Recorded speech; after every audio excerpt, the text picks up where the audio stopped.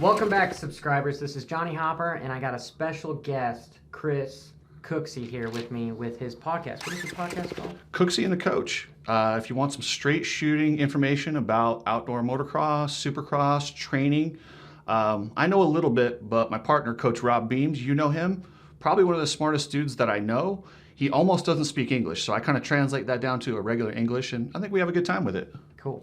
And today he's going to help me predict who we think is going to be the top 5 with a couple special tidbits here and there of who we think is going to be good and bad for the Nationals. So right after this.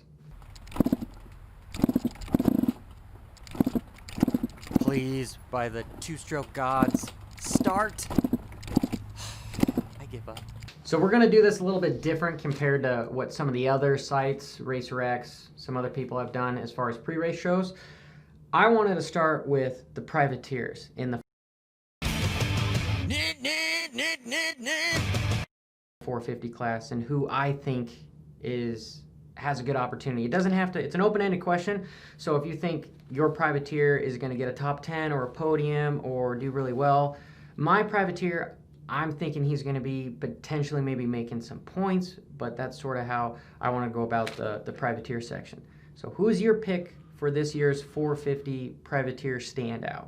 Okay, so I'm not going too far out on a limb here, and he's barely a privateer. Benny Bloss, the big man. So I'm 6'4", Benny's 6'5". I cheer for the tall guys. I can't help it. We look awkward on the bike, but it's fun. So Benny was hauling ass in Supercross.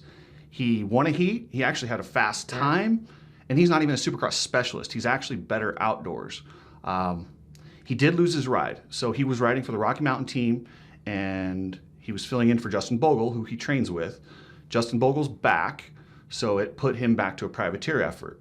But Steve Mathis has reported that his mechanic on that team believes in him so much that Derek Rankin, I think they call him Jericho, he is with Benny. He left the team to go with Benny. Now he's seen him at the track. He's got to know, like, you don't just do that. You don't leave a factory team to go with a privateer unless you know he's really good.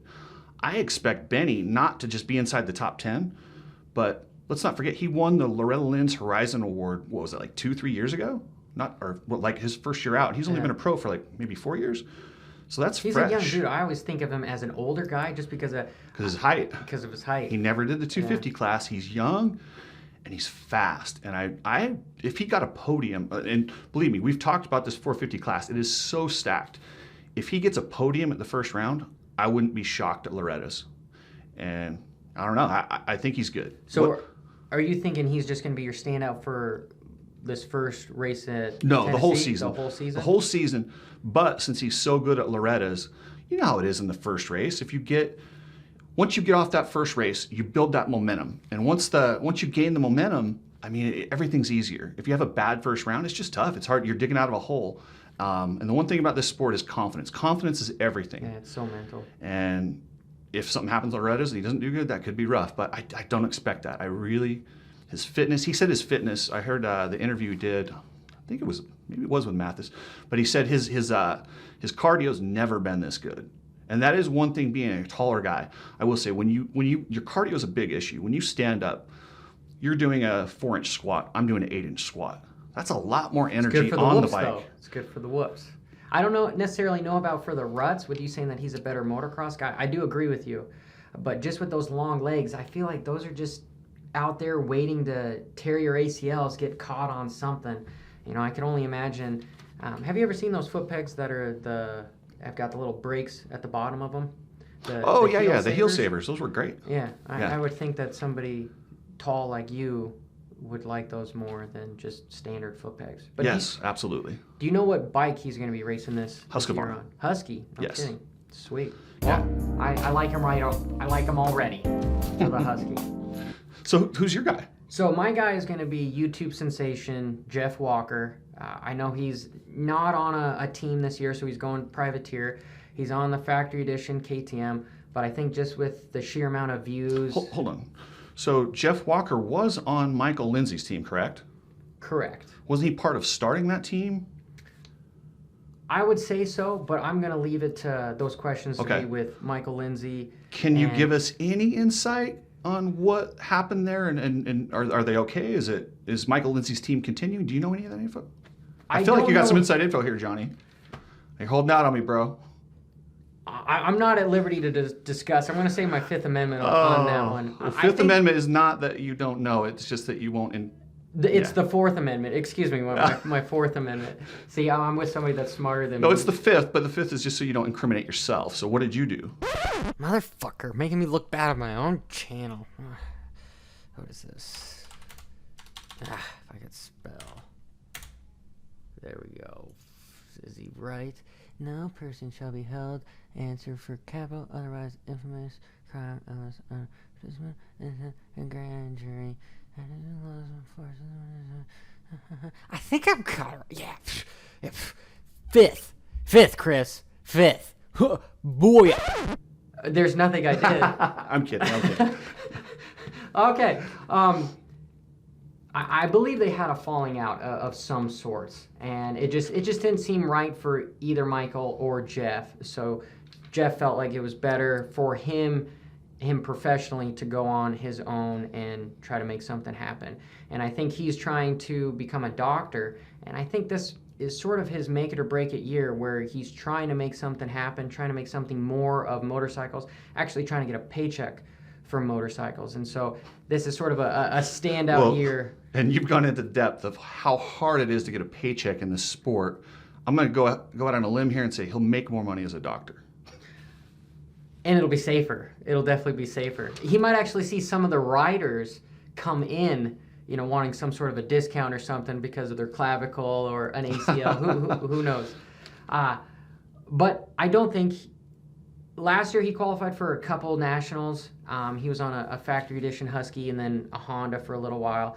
I think he's got more support this year, and I'm not looking for him to have any standout rides that are top 10s, because I think he's got a little bit of just raw speed that he needs to be backed with. I don't think he's one of the faster guys, but I think his program, I think he's probably going to be maybe inside the top 20. It would be cool to see him get a 2-digit number this year, and that's kind of what I'm shooting for Jeff Walker. That's so hard for a 450 guy to get a 2-digit number, though, because they give all those points out to the 125 the 250 Supercross guys. It's brutal. Like it's yeah. Yeah, they got to get rid of that. That will be hard, but if he could do that he's going to have to get a lot of points to make that happen. Well, I just want to see him make some sort of points in the 450 class, so get inside the top 20. Man, honestly, getting inside the top 20 that's not easy right now. And just looking at the field, because we're going to do a top 5, there's about 10 guys that if you didn't look at the field, you'd be like, oh yeah, they're top 5 podium. But no, there's going to be a lot of disappointed guys out there. To get in the top 20, there's not a whole lot of spots there. I think you're going to be surprised at my top 5. And I think just after talking with you for a few minutes, I think I'm going to be surprised at your top 5 as well. So the next one, this one is a fun one. We both agreed we should have a biggest disappointment. Somebody that's super hyped and is on paper supposed to do really well and supposed to kick ass and take names, but is going to fall short. And so I'm going to leave Chris with his biggest disappointment. Who do you think the biggest disappointment is going to be of the 450 class in 2020? Oh boy. Okay, so I had to look at this a couple different ways. Now, disappointment means there's actual expectations. So I look at a couple of the guys, like to me, Justin Bogle not being a top guy is a disappointment, but not really, because he's coming off the concussion. So I take a guy like him out of that scenario. I look at a guy like Zach Osborne who has expectations of winning. I don't know if he can win. So I think he might win a few motos, but he has a tendency to wad it up pretty big. I believe he did win one last year. He did. He won Florida. Southwick. Oh, Southwick, you are yes. correct. But I'm going to have to say Justin Barsha. Okay. He's a guy who, stock chassis, stock engine. Right now, we've been adding some new stuff was in championship contention until they went to Salt Lake in the Supercross. It almost looked like his career resurgence, and the wheels came off of it. He blamed the bike again. I think Yamaha's done with him. I think he's done with them. I don't know what kind of effort's going to be there. And this class is too stacked to have excuses and to not have a team fully committed to you. I don't know. This might be the last hurrah for him. I've heard Mathis has been reporting that he's been talking to European teams. I don't know. But that's my guy. I do know that you make more money in motocross over the MXGPs, but not from the purse. You don't. Okay, you might know a little bit more in the purse. The purse is zero. In the MXGPs? Giuseppe Lusango does not pay the riders. It's all on a bonus structure, but he has partnered with the manufacturers to make it work. Okay, because I've been told that the manufacturers are first and foremost Supercross, then MXGPs, then American Motocross, as far as what their pay scale is. Yeah, by the manufacturers, that sounds about right. But yeah, as far as series purse money, not that anyone ever gets any purse money anyway, really. Yeah, they don't even offer purse money at all. Gotcha. Zero. I think Barsha sort of started having a falling out when he was trying to mess with Let's Send Nudes, and they were getting into it with each other during Supercross. Nudes. Do you not remember that? No, are you talking about which ride? Are we talking about Davalos? Yeah, Davalos. When them two got together, and Davalos then for like the rest of the Supercross series seemed to be kind of giving him a hard time, and then it was this battle where it's, hey, I'm the factory rider, you're the privateer, and even though Davalos had factory support, but I think that's sort of when it happened. And we all know about Yamaha. I make fun of Yamaha. I know Chris rides a Yamaha, but he's a big dude. You know, I'm a little dude, so we have different views on the Yamaha. Yeah, I don't know. I feel like at that level, unless you're on a Suzuki, there's enough people around that team that can make it work and do whatever you want it to do. If you're blaming the bike, you need to look in the mirror. Unless it's Suzuki, I feel for you guys. Sorry. Okay. All right. Well, but if you're private, somebody like me, I can ride a Suzuki no problem. It's $1,000 less. I'll take it. But at the highest level, I'm sorry, guys. It's just rough to watch.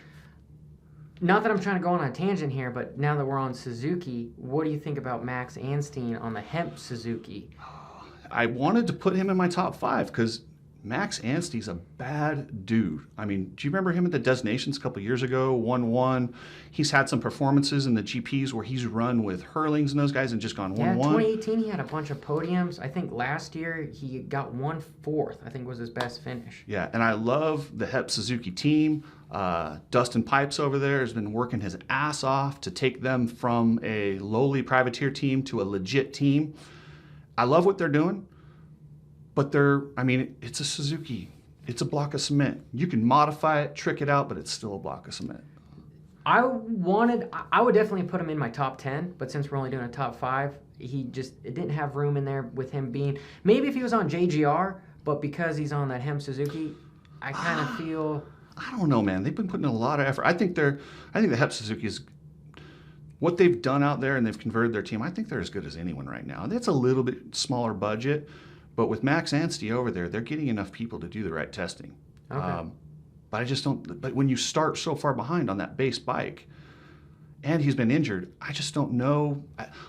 If he gets in the top 5 or has some moments, I would not even be shocked. He's that talented, but I can't count on it. Why do you think he's coming over here from Europe?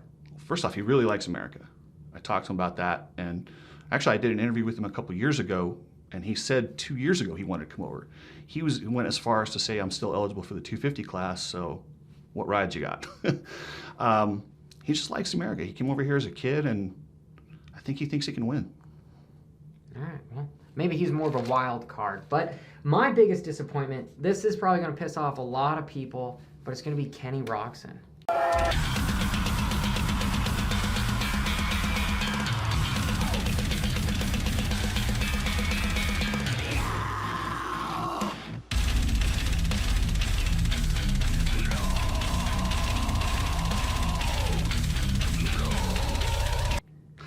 And the reason, how many motos did he win last year? He won 5 motos and he had 17 podiums and he was second in points. And I know he's starting his life with his wife. I believe they've got a baby coming. Yes. And I think that's a big contributing factor. And after his injuries, I don't know if I sort of feel that he might be thinking, hey, I'm ending my career. And, well, it's getting to that point where I'm not going to be here for the next 5-10 years, for sure. But I think there's more to the story than whether it's some sort of an infection, the Epstein-Barr. I'm just saying that I'm prepared to see him not live up to expectations. But I love Kenny, and I would love to see him win the series. I just think he's not going to do it. I'm going to go ahead and disagree with you strongly on this one. Okay. Yes, Kenny's good, man, and he's healthy from what I know. He won Supercrosses at the end, right? Like he had his down, he came back. You look at Loretta Lynn's, that track, they get ruts that are deep. Do you remember what he did at Unadilla in those ruts? He worked the field. He's so good on that tighter technical stuff. I'm worried about the heat with his illness, but I think if he gets a start, he can check out on that technical track. If he wins that one, then they go to Washougal. He's good there. It's not going to be super hot. It's Washougal. It could be, but I doubt it because it's up in the mountains. It's not too bad. If he can make it past the first few rounds, then we're talking September. It's going to cool off. If they let him hang around, he could be a problem. And I do believe he's the type of guy that as soon as everybody counts him out, because everybody's counting him out, and I wanted to, and I went, you know what? That's usually when he comes back. And he's so good outdoors. People forget how good he is outdoors. He's got 2 titles. Yeah, and on a Suzuki too, at least one of them. Yeah, that was before it was that outdated. Yeah, but still, yeah, you're right. He had one on a KTM, one on a Suzuki. I mean, obviously I can't pick him to win, but because Tomac's the guy. Yeah. But I wouldn't be shocked. Mine's more controversial, I would say. Just if shit really did. You think the shingles fan. have been taken care of? I don't know. That's what I'm saying is I don't know. It's disturbing to see the amount of different excuses that have come out of that camp. They're not. I don't think they're lying. I mean, they're very transparent. Well, he's really hot and cold. He'll be winning and then not even inside the top 10 in another race. It's just alarming. But outdoors, did he? I know he had some where he got really tired, but he was very open about his struggles with Epstein-Barr last year. Yeah, he was. But then when we come into Supercross, he's talking about arm pump and then altitude sickness and all this other stuff. Okay, I believe he made a huge technical error by staying in Park City. You think? Yes. I talked to a couple different altitude experts. They both said, okay, now if you're going there a month, 6 weeks early, and you want to train and go to Park City to acclimate, no problem. But you don't want to go there temporarily, race the race, and after the race is over, you want to get as low altitude as you can to recover. He was going up and not recovering, and is essentially bringing on this weird altitude sickness. In your mind, you think, okay, well, I go up there, it's thin, and I come down, I'll feel better. It doesn't work that way. I thought it would, but then when I consulted those guys, I'm like, huh.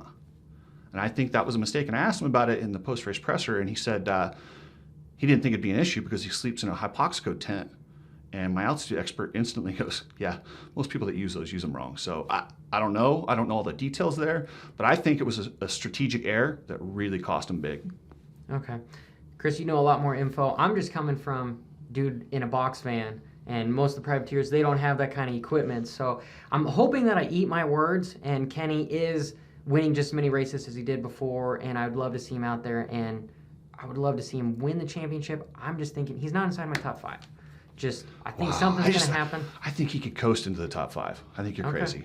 All right. Well, we will move on. So,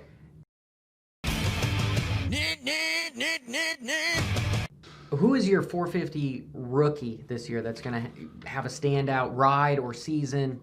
Just rookie in general. Who do you think is going to be the top guy? Well, it's hard in the 450 class because they're not really rookies. I mean, you look at Chase Sexton, Adam Cincerillo. I mean, do you really consider those guys rookies? How long have they been pros? But I'll say Adam Cincerillo. He is everything this sport needs. He's funny. He's charismatic. He rides like a savage. He works out. Like he's everything that makes the sport good. And I hope he does good. But I mean, it's stacked. I see him getting up there and battling around the podium position. But his consistency, he's proven this year he's not consistent, and I don't expect him to be around there all the time. I've got him as my rookie to watch, though. Interesting you say that because I was wanting almost to pick AC to win the series, but I just don't think he's going to be that consistent. Like in Supercross, he was definitely the fastest guy. I think in Motocross, this guy might surprise a lot of guys. And he is defending champion in the 250 class. He is. And in the 250 class... Well, I guess he's not defending. Well, yeah, because he's a rookie, right? Yeah. I just think that this guy, AC, is going to be the fastest guy on the track, qualifying, and then even in some motos. I think he's going to make some mistakes, but I think he's literally going to be the guy to beat. He's must-see TV. They should keep a camera on him at all times because you never know what AC is going to do, and he never stops charging. And I find it interesting just between his 250 and 450, into Supercross, it looked like he gained 20 pounds or so just in a short amount of time. That's just my opinion. Possibly. You know, and I think it was a little too fast. But I think he's built for that 450. Real question is, how does it hook up outside of the yellow markers? Because that was a big issue for him. Can he keep the 450 on the track? That's just a suggestion. You know, Yeah. there's, what's that old saying? It's better to ask for forgiveness than permission. Yeah. Yeah. But My rookie of the year is going to be Chase Sexton. And I think his body composition, I think he's faster on the 450 than he is on the 250. In the 250 class last year, he finished 5th, and let's be real, that 250 was not fast. I would agree with you. And he did have that one moto win in Florida. But I think he's got a... Because he's teammates with Roxon this year. Yes, he's teammates with Roxon, and then that's what's weird here is him, Roxon, and Cincerillo all train together. That could get weird. That could get weird. I think he's going to be the standout rookie. I want to say yeah, but I think Adam has just got more time on the 450. He's got more speed. But I look at Sexton, and his style is impeccable. Like, it's made for a 450. The dude is going to be a star. I just don't know that it's this year. I feel his style seems like he looks like he's overworking the bike. He's constantly moving around on the bike, but he's Sexton? still smooth. That's the way I kind of look at it. Really? Yeah. No, I see him more as a tight, like Kind of Kevin Windham. Like you could almost take a picture at any time, and he's not ever really out of position. Whereas, like you take a guy like Anderson or Cincerillo, okay, they can look really crazy in some pictures, hanging off the bike in weird areas. And I don't ever really see that from Sexton. Maybe he's going to be more consistent than AC. I think AC is going to Yeah. have some better breakout moments where he might win a couple motos. I think Sexton might get on the podium, but I think he's going to be right around that top 5, top 10 every moto throughout the whole 18 motos. Yeah, see, I wouldn't expect. I don't expect him to be on the podium. He'll threaten maybe a moto, but I don't see it overall. Okay. Again, it's okay to disagree. We'll see at the end of this series. No, I'm just kidding. Cancel culture. If you disagree, you're you're out. All right. Well, your 5th place. Who do you think your 5th place rider is going to be? This was literally the hardest on my list because I look at all these guys. I mean, I had Jason Anderson, Brock Tickle, AC, and there's a lot of really good dudes that, like I said, if you looked at them and didn't look at the field, you'd go, oh, they're easily in the top 5, right? Mm-hmm. I'm going to go out on a limb here, and I'm going to go with the Yamaha fill-in rider, Brock Tickle. Oh, no kidding. I'm slightly worried. I don't know how his prep was because he did hurt his hand earlier in Supercross and hurt his other hand in Salt Lake. But he's good. And the whole 2 years he was gone, everyone talked about how fast he was, right? Well, we didn't really see it in Supercross, but then again... How old is he now? He's got to be 29. Close to 30, somewhere around there. But he's still extremely fit. With 2 years off, the body recovers. I fully expect him to surprise everybody and make the most of this Yamaha ride. And after coming off of Suzuki, that Yamaha is going to feel like a Cadillac, and it's going to be so fast. Look for him to be up there. I got him in 5th. See, I would have to disagree because I just think that Yamaha has to almost go back to the drawing board, and they need something else. They'd be better on a gas than... You mean Yamaha. another KTM? Yes, another KTM. So we got 4 brands that have the same chassis. Yes. It's a monopoly for sure. Good for them, though. As long as they build more teams and add to the sport, I'm cool with it. Dude, I would agree. More opportunities for the privateers to make a name for themselves. Hold on, back to this Yamaha. What's your issue with the Yamaha, and have you ridden the new chassis? It sounds like a weed whacker. That's my biggest issue with the Yamaha. I'm kidding. I love the Yamaha. I've ridden the Yamaha from just a stock chassis. I think it's a great bike. What year, though? I've ridden the 19 and the 20. Okay, the 21's even better. I rode one a couple weeks ago. Okay. The issue that I had a lot of the smaller guys like yourself saying is it doesn't turn, right? Honestly, I felt because the radiators were a little bit lower because of that turned around motor, I felt like it turned better. The center of gravity felt a little bit lower, and I thought it turned really well. Then what was your issue?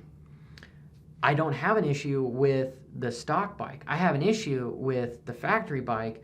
Just anyone coming back from James Stewart and on, it seemed like there's something going on production-wise at an elite level in the factory pits that those bikes, for some reason, I believe with JGR is not making their motors anymore. Sorry, that was way back ago.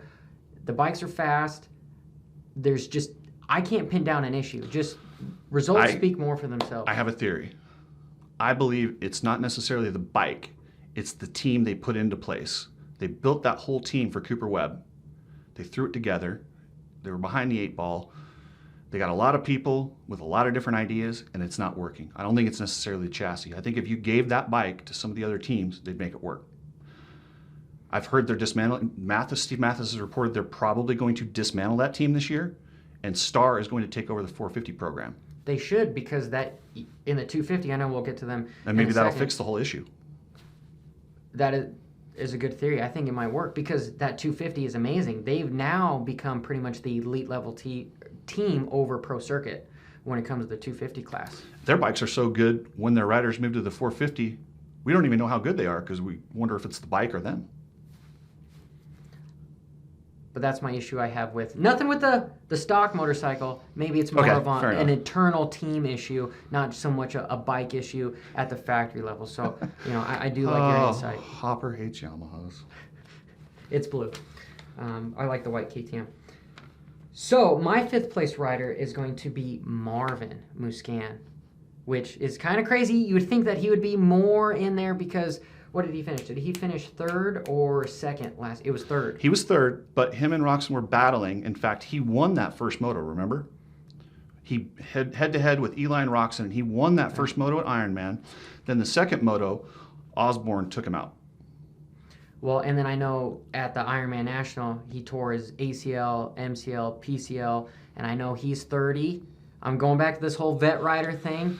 I don't think he's the elite rider on KTM anymore. I think the focus has changed to a younger, more attractive as far as being able to season a rider, and that's Cooper Webb. And I think... You think Cooper's attractive? To a sense. I mean, come on. Let's look at him. He's tiny, He's a handsome man. He's a handsome man. I get it. Yeah. I'm statistically on paper, he's more attractive to push that to fill in for Ryan Dungey.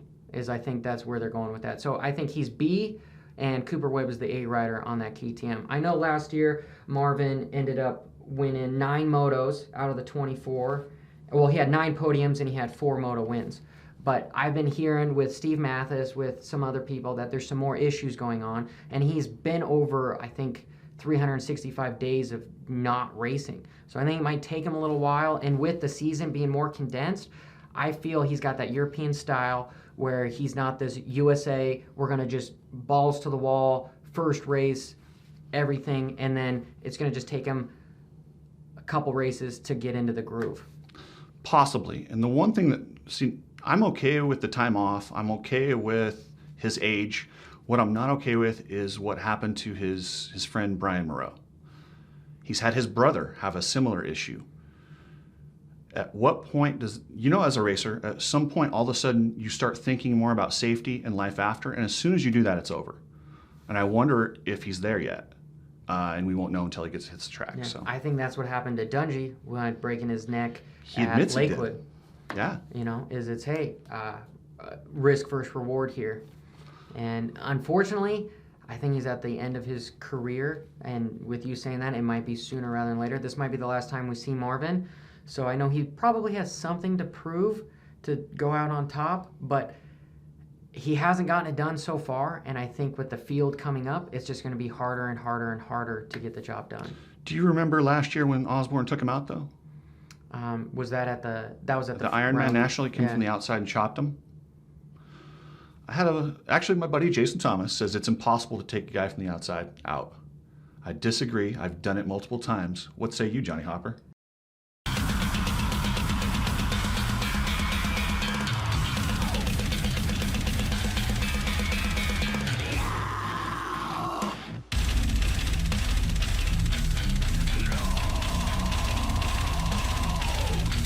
Apparently you had a reputation as a rider, so. People said that I was a dirty rider, but I just liked to kind of push people wide and brake check people. But if I was in front of you and you were faster than me, well, I'm going to cut you off. And we all know in professional racing with scrubbing, we're running into each other blocking each other in the air. So I don't necessarily say that that's dirty. It might be considered a little dangerous, but that it comes with professional racing. I would have to agree with you that taking somebody out from the outside is 100% doable. And Marvin is such I loved a it. It was my favorite move because I could always say, I didn't see you. Oh, I saw him. Yeah. Well, you're such a big dude. I feel like if we were to bang bars, and if I really were to try to take you out, I would have to T-bone the hell out of you to actually take us both out because you weigh quite a bit more than me. And I'm pretty good on the brakes. Maybe it is the weight, but you come in, you hit somebody, and then they high side or they dump it, and you go, oh, I didn't see you. Yeah. But I felt like that move was intentional by Osborne, and I wonder if there's going to be any issues at the Baker's factory with them training together since then, because that cost them a lot. That did. And we're talking that hundreds of thousands of dollars when it comes to podiums and even millions of dollars when it comes to bonuses for the championship. Man, I'd love to be a fly on the wall when they had a meeting about it. Yeah. I'm sure they did, right? I'm sure they did. I'd probably protest you if you took me out. So, fourth place guy. Who do you think your fourth place rider is going to be? Okay, now when we get to the top four, it could go anywhere. I went with Cooper Webb. He's strong. Interesting.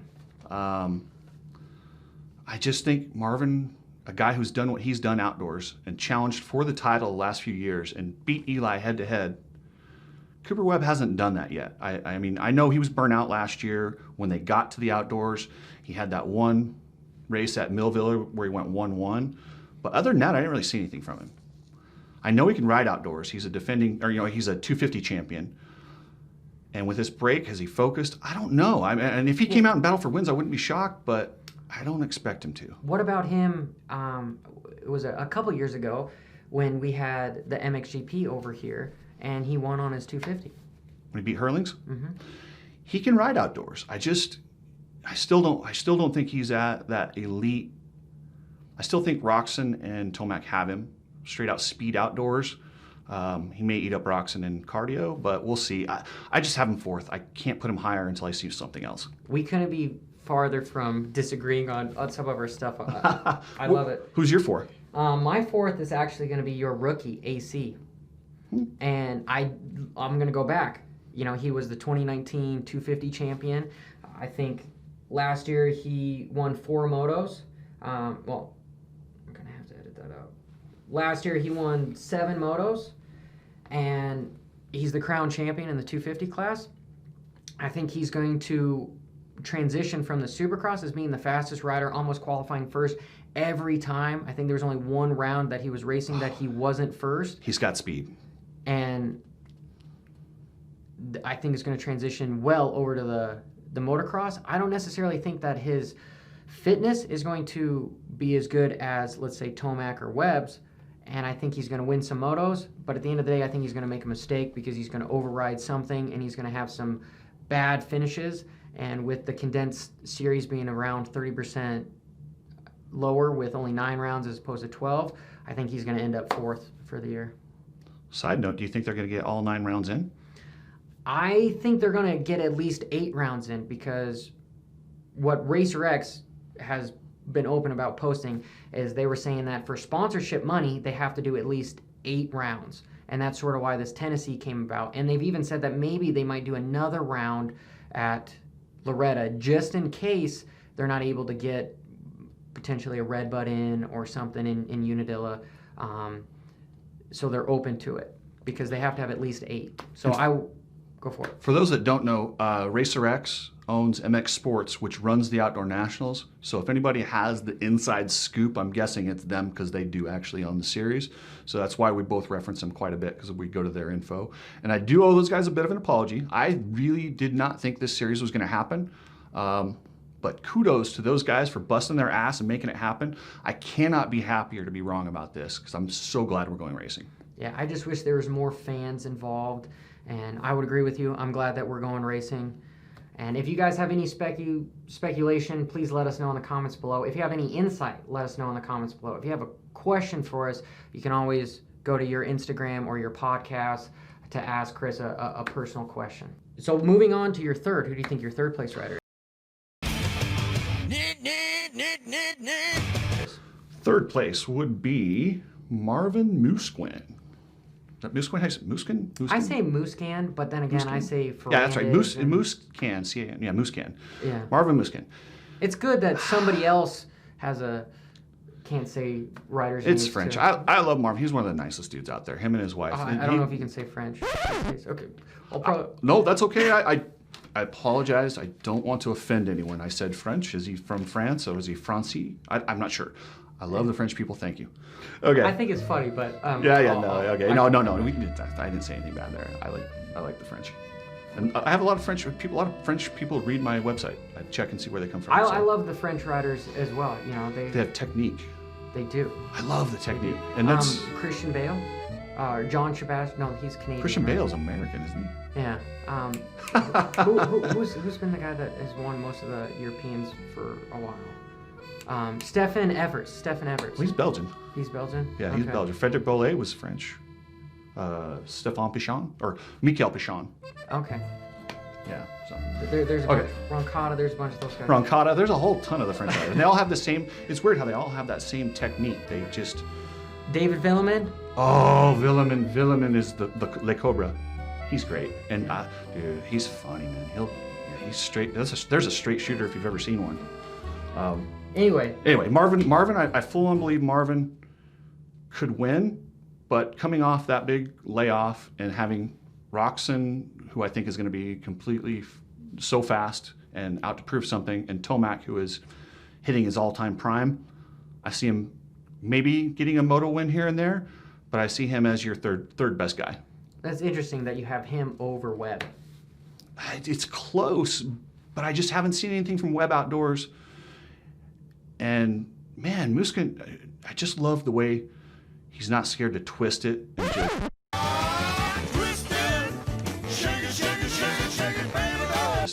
like he sends it outdoors, and he's off the track, like not as much as Adam, but he goes for it and he stands up to Eli. Do you remember Southwick a couple years ago where they were just banging back and forth?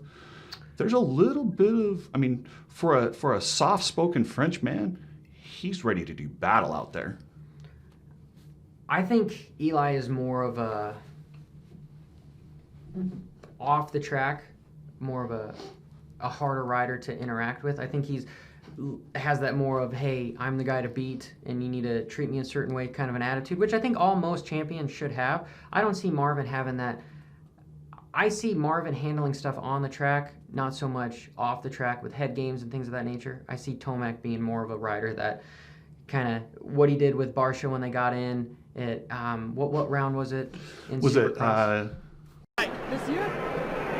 Yeah, this year. Yeah. Just clean up Hey, guess what? You still got stuff to lose too. God, was it Atlanta? It might have been, but it was nice to see that the press actually were showing sort of a true side to both of those riders. Feld released the actual information on that. Which is awesome. Which Thank I think goodness. we need to have more openness. Transparency. The stuff happens. Exactly. Let's just not act like it does. It's good for the sport. It shows the personality, like you said. Now we get to see Barsha and him, and yeah, it's personality. There's no such thing as bad press. That's not what I hear. Your name's not Johnny Hunter, so. Oh. Mine is going to be Zach Osborne for third place. He's going to be good. Like you said, he won Southwick, one of the motos, and he had didn't get the 7. overall. I don't believe he had an overall, but he did have 7 podiums. Here's 7 podiums in moto, so 7 out of 24. I'd have to do the math to see what percentage that is, but that's pretty good. Yeah, you got the title company. You got to work the math. I can't do that. He was 5th last year too, but I think the rumor is that he's bought the Baker's factory. It's all conspiracy, so who knows if that's actually true, but he's all in. He's all in with trying to make a real go at winning a 450 title, whether it be motocross and supercross or both.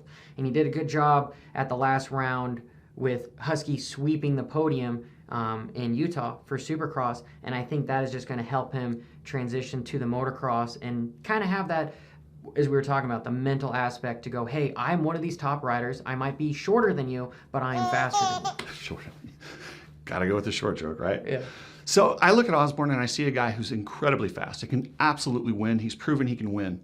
But he's had his best results when he comes in with low expectations. Have you noticed that? Whenever there's a lot of expectations on him, So he you're tends to saying make. he can't handle the pressure. I'm saying he makes a lot of mistakes when there's expectations. Okay, that was a very political response. We'll go with it. And I don't know it's necessarily the pressure. I think he tries too hard.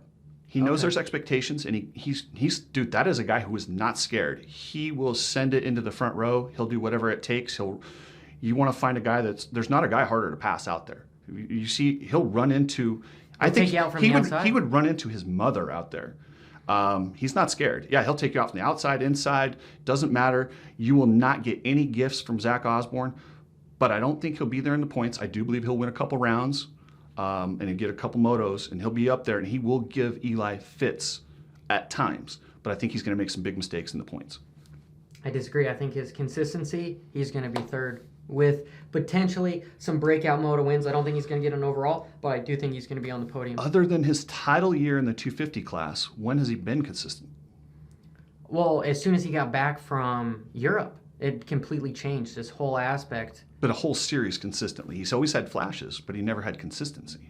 Well, the rate... Okay, you do make a good argument. I'm just saying, with 9 rounds, it's less time to make a mistake. It's true. If you get on a roll in a 9 or 8 round series, that's big. It's almost like a West Coast series. But you could Or argue East that Coast. if you do have a bad motor blow up or some DNF or some crash, 9 rounds isn't a lot of time to recover because you're missing out on, 3-4 other races. Absolutely. So, moving on to second, who is going to be your rider? I think we've talked about him quite a bit. Ken Roxon. I don't want to beat a dead horse here Yeah. but he's so technically good, and he has those days where he just looks like nobody on earth can stay with him, and he's just gone. I feel like Loretta Lynn's is one of those types of tracks that will suit his style, that just So you're feet on the expecting him pegs. to do extraordinarily well, start from round 1. If he struggles at round 1, my predictions all go out the window. But I think he will do good. I worry a little bit about the heat, but if he can make it until September when that heat cools off, look out. The worst thing they can do is leave him hanging around. What say you, Hopper? For my second is going to piss off a lot of people, but I'm going to say it's Eli Tomac.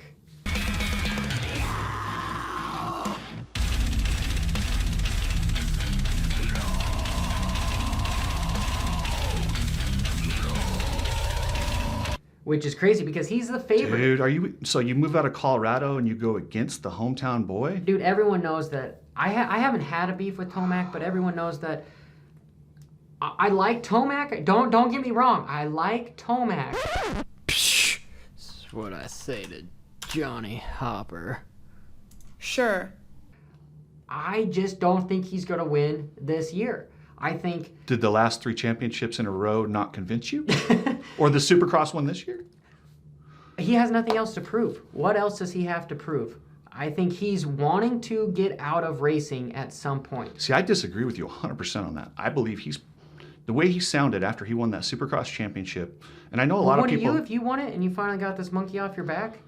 Well, like he said, he goes, "What else am I going to do? I love racing," and he's detached himself enough over in Colorado that he's not part of the whole, as our friend Coach Rob would say, shit show. Can I say that? Yeah, you can Shit say show in California and all the Florida. He gets to do his own thing. He goes home, he hunts, and he gets to go race for fun and make a lot of money, and he can build a lot of cool farming stuff out there and hunting and do it. I think he's going to stick around. I won't be shocked if he stays around for another 5 to 7 years. Really? Yes. As long as he's competitive and can win races, and I don't see him not being competitive in 5 to 7 years. Who else is going to come and dominate? We'll leave that for the next one, who I think is going to win the series. I'm completely speculating here, all right? And it's not That's what we're doing. because- We're having fun. We're speculating. Yeah. Not because my bias against a Colorado homeboy or him taking me out one year. Oh, lapping okay. me. Now we're down to it. Now Yeah, we know yeah, now- why. now Do we're we got going- video of that? Yeah, we could clip in that. I'd have to look. But I was so far in the back. Anyway, he did win. How many races did he win last year? He won 11 motos of the 24, and he was on the podium 19 out of 24 races. That's consistency right there. That is somebody that is a dominant rider, and Eli Tomac just has this innate way of just hitting the afterburners at some time where he can. It's insane. He can be 10th and being slow, like, oh, he's going to be outside the top 10, and then all of a sudden he's 4 seconds a lap faster than everybody. I don't know how he does it. I just personally think he's got nothing more to prove, and there's some faster riders coming up, and I think he is going to be very consistent. I think he's going to win some motos. I just think he's going to have that lack of motivation and lying it out all on the line. So it's okay. It's okay to disagree with me, and I again am probably going to eat my words because my whole list here is maybe I up. shouldn't disagree with you. You do have Final Cut here. I may end up looking real dumb in this video. I won't do that to you. I'm just going with it.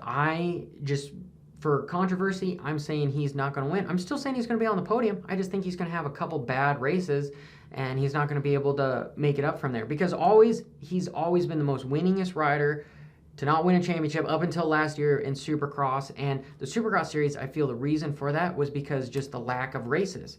And here we have a condensed series, and so if he does make a mistake, he doesn't have 24 motos. He only has 18 motos to make it up. And if you have some riders that are even more consistent, I think it's going to hurt him. Yeah. Something bad has to happen. Listen, I have been one of Eli's harshest critics, and I love Eli. He is great for the sport. His just up and down behavior makes it. There's not been He's a more. fun to watch. He literally single-handedly changed. He got people to stop talking about the chase format. He was his own chase format for how many years now? He figured it out. I don't know what changed with him. Maybe it was the baby. I don't know what happened. He's a different guy. He carries himself different. I don't see what you see. A year ago, I absolutely agree with you. I think that could have happened. I don't think that's where he's at now. If he gets beat, it's not going to be those weird situations. If his bike breaks, his bike breaks. You can't do anything about that. But I don't think you're going to see those weird rides out of him. So,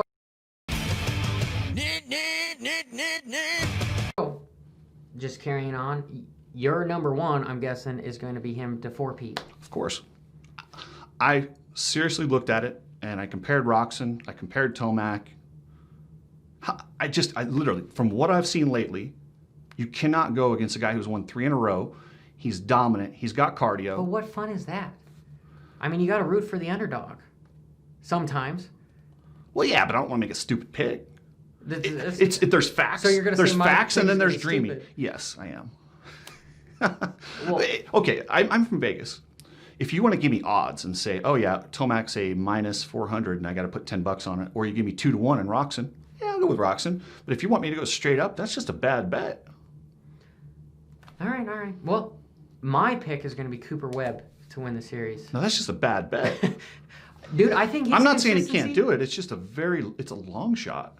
I do agree with you in the fact that it is a long shot, that we're at like a 20 to 80% chance that Tomac is not going to four-peat here. No, I get it. You're talking about how attractive he is, and now you're picking him? Yeah, we got to go with... Johnny's got a man crush. With Cooper Webb. You know, he's on Orange Husky, so you got to like him for that. His racecraft... He's on an orange gas. Yes, yeah, exactly. I just think he's going to be consistent, and this is the guy that I picture Roger DeCoster and KTM as the guy to lead the sport, with him and AC moving forward, and maybe even Sexton involved with taking the sport to these are the guys now to beat. Not the Kenny, not Eli, not the Anderson, not the Marvin, but it's time for the younger guys to kind of transition into the guys that we see on action figures and such. Well, Webb, I mean, what's he, like a year or two younger than Eli? I think he's 26, so he's not much younger. But I think his best years are ahead of him, where I think Eli, he's still fast, but he's not as fast as he used to be. But he is more mature than he used to be. I know, it's crazy. It's crazy here. So, oh, Hopper. we're probably going to end it with that. I want to know what you guys think of your top 5. YouTube has changed their format to where I can't have the little polls for you guys to pick, which sucks. But let me know what you guys think as far as who's going to be your rookie, who's going to be your biggest disappointment, who's going to be 5th through 1st. I'd love to debate with you, argue with you, whatever, in the comments below. And please be sure to watch our other video on the 250 guys. I'm going to have Chris argue with me there. And if you want to argue with him on his Instagram, be sure to do that. I'll have the link in the description, and his podcast. His podcasts are great. He's got some really good information. He knows a lot more than I do about the sport. He's been around it longer than me. He has held his pro license in the past before. We're just in different... Is it okay if I call you old and say decades? Yeah, it's a fact, man. It is what it is. Yeah. Can't beat Father Time. Do you want to end with anything? Yeah, you can find me at podcast Cooksey and the Coach. Go to the website, cookseymedia.com, and you can find me on Instagram under Cooksey Media. So, yeah, feel free to let me know what I'm wrong about. And, yeah, hey, I'm not above being wrong. Just give me some facts behind that. Don't just tell me I'm dumb. Yeah, let him know that he's way wrong in the comments. But thank you, Chris. And, Awesome. You know.